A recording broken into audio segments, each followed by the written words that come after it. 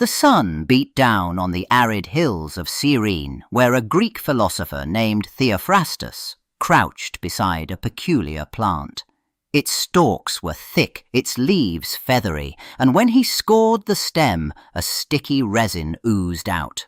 Local women had whispered about this plant for generations, calling it Sylphion. They claimed its golden sap held a strange power over life itself. Theophrastus watched as a woman carefully collected the hardened resin. She would later dissolve a small piece in wine. For months afterward, despite a healthy marriage, she would not conceive. The philosopher documented this effect meticulously, noting how consumption of the resin seemed to close the womb. Its heart-shaped seeds became a common symbol, traded as tokens meant to prevent pregnancy. This was not a sudden poison, but a silent botanical veto. The plant did not sicken the women, it simply rendered them temporarily infertile. For the women of Cyrene, Sylphion offered a rare measure of control. For Theophrastus, it presented a profound mystery. How could a plant, rooted in the dry North African soil, command such a specific and powerful influence over human reproduction? While Sylphion faded into legend, another plant quietly entered Roman households. In the 1st century, Pliny the Elder recorded women in Rome reaching for a common garden herb called rue. They would pluck its bluish-green leaves, their fingers brushing against the small yellow flowers, then chew the bitter foliage or steep the dried blossoms in hot water. This was not a remedy for illness, but a calculated intervention. The women sought to prevent conception or end an early pregnancy. They drank the infusion, its pungent, citrus-like aroma filling the room, trusting in rue's ancient reputation. The practice was widespread enough for a naturalist like Pliny to document it meticulously in his volumes. Centuries later, science would reveal why. Rue contains powerful alkaloids and volatile oils that can stimulate uterine contractions and disrupt the hormonal environment needed for a pregnancy to implant or continue. For the women of Rome, it was a bitter-tasting secret, a personal herb wielded with intention and risk. Its effects felt long before its mechanisms were understood.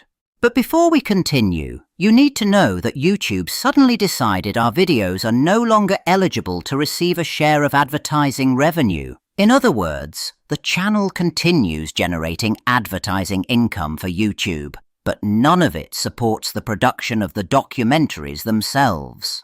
Without another way to fund the channel, continuing to produce videos would simply become impossible. So instead of stopping the channel we love, and that many of you say you love watching, we created our own application to become the new source of funding for our documentaries. You can take a photo of any plant to instantly identify whether it is toxic, but also explore the interactive map showing poisonous plants reported around you, and receive alerts if you approach a toxic plant. If you enjoy gardening or walking in nature, we truly hope the app will be useful to you. Subscribing to it helps fund the production of this channel and allows us to continue making these videos. Thank you very much for your support. And now let's return to our story. Across the channel and centuries later, English shepherds in the rolling green pastures of the 18th century noticed something unsettling. Their ewes, grazing contentedly on fields thick with crimson-flowered red clover, developed swollen, heavy udders that promised new lambs, but the promise remained unfulfilled. Season after season, the flocks failed to multiply. The farmers called it simply clover disease, a name for a mystery that stole their future. The puzzle deepened with each shearing season. A shepherd would separate a ewe, her belly round and udders taut, expecting imminent birth. Yet no lamb emerged. The animal's body was caught in a cruel deception, signaling readiness for motherhood while remaining barren. This silent epidemic spread through flocks wherever the red clover grew lush, turning fertile pastures into grounds of reproductive failure. No plague or predator explained the empty folds. The sheep appeared healthy, their wool glossy, their appetites strong. The culprit was invisible, woven into the very plants that sustained them. The clover itself, it seemed, carried a hidden agent that hijacked the ewes' hormonal signals. Mimicking pregnancy so perfectly, it shut down true conception, a botanical saboteur in plain sight. The problem of clover disease that had troubled English farmers for centuries found a new, more aggressive form half a world away. In the sun-baked pastures of New South Wales, Australian ranchers watched their flocks dwindle. Season after season, ewes would come to term, but then struggle violently during birth, often delivering stillborn lambs or dying themselves in the process. The economic toll mounted as entire operations faced collapse from this mysterious reproductive failure. Veterinarians called to the struggling stations began a methodical investigation. They mapped the affected properties and analysed the sheep's diet. The common thread was a low-growing, hardy native plant called subterranean clover. Unlike the red clover of England, this variety thrived in the dry Australian soil, forming dense mats that dominated the pasture. When sheep grazed on it exclusively, especially during its lush growth after rains, their reproductive systems faltered. The clover's secret was a high concentration of plant-based estrogens, compounds that mimicked the sheep's own hormones. These phytoestrogens flooded the ewes' bodies, sending false signals that disrupted their delicate reproductive cycles and weakened the muscles needed for labor. The toxin didn't kill outright, it erased the future. Ranchers learned they had to manage their pastures, ensuring diverse forage to dilute the clover's silent generational poison. The mystery of clover disease that had plagued farmers for generations finally found its chemical culprit in the sterile glow of post-war laboratories. Biochemists in white coats hunched over glassware, extracting compounds from samples of mouldy alfalfa hay that had caused similar reproductive failures. Their meticulous work yielded pale yellow crystals that gathered in delicate formations at the bottom of their flasks. They named the isolated substance cholesterol. Under the microscope, its structure revealed a startling mimicry. The molecule bore an uncanny resemblance to the body's own estrogen, the primary female sex hormone. This was no ordinary toxin. It was a phytoestrogen, a plant compound that could slip into an animal's endocrine system and impersonate a key chemical messenger. In test animals, the deception was devastating. Cholesterol flooded the bloodstream, binding to estrogen receptors and sending false signals that scrambled the reproductive cycle. Estrous cycles became irregular or ceased entirely. Pregnancies failed to initiate. The hay that was meant to nourish livestock instead delivered a chemical sabotage, silently sterilizing herds from within. While chemists in the West were isolating compounds from clover, a different discovery was unfolding under the African sun. In the 1970s, entomologists tracking desert locust swarms noticed something peculiar. The ravenous insects, capable of stripping entire fields bare, consistently avoided one particular tree. They would descend upon a landscape, devour everything green, yet leave the broad dark leaves of the neem tree completely untouched. Intrigued, the scientists collected neem leaves and began laboratory tests. They extracted a bitter yellow oil from the seeds. When they fed this oil to locusts in controlled experiments, the insects did not die. Instead, something more subtle occurred. Their reproductive cycles were profoundly disrupted. The females laid fewer eggs, and those eggs often failed to hatch, revealing a powerful natural insect sterilant. The research expanded to mammals.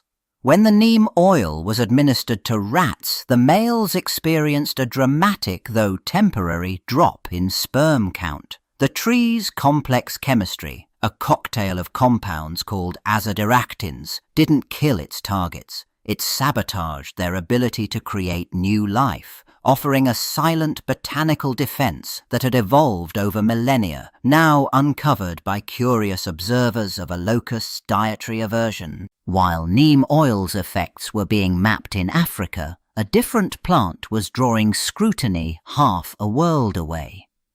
In the 1980s, toxicologists turned their microscopes toward a common garden ornamental, the castor bean plant, with its glossy, palm-shaped leaves and spiky seed pods. For centuries, its seeds had been known to cause violent illness if ingested, but researchers now suspected something more insidious at work. Inside sterile laboratories, scientists extracted the notorious protein ricin from the plant's mottled seeds.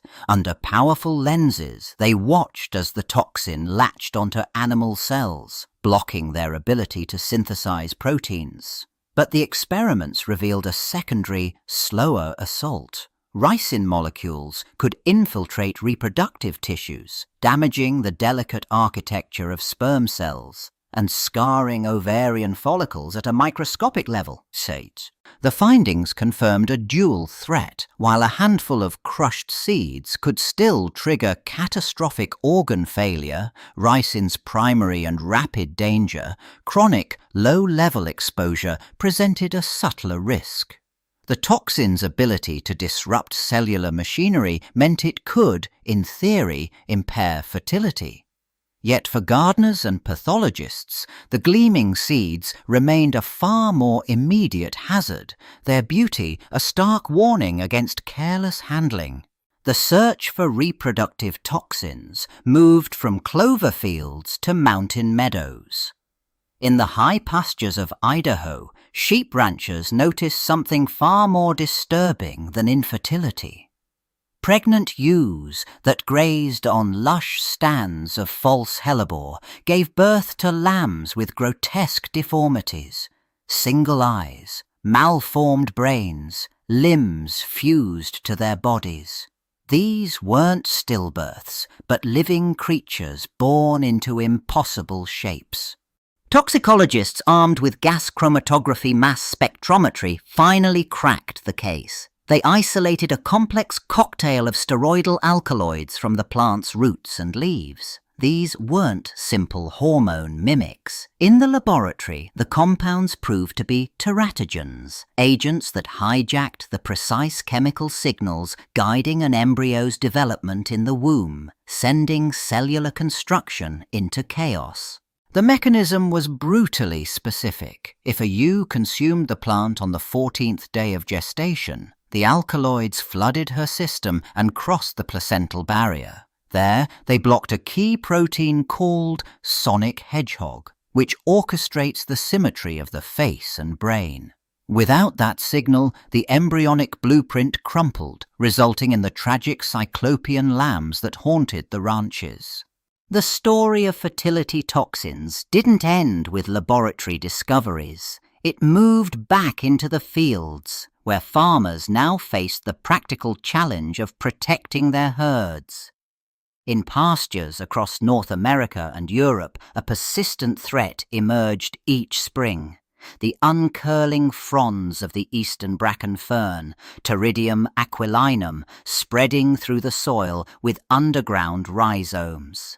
When cattle grazed on these ferns, especially in late summer when the plants were stressed and dry, they ingested invisible danger. The fern's spores and young fronds contained pentaquilicide, a compound that accumulated in the animals' bodies.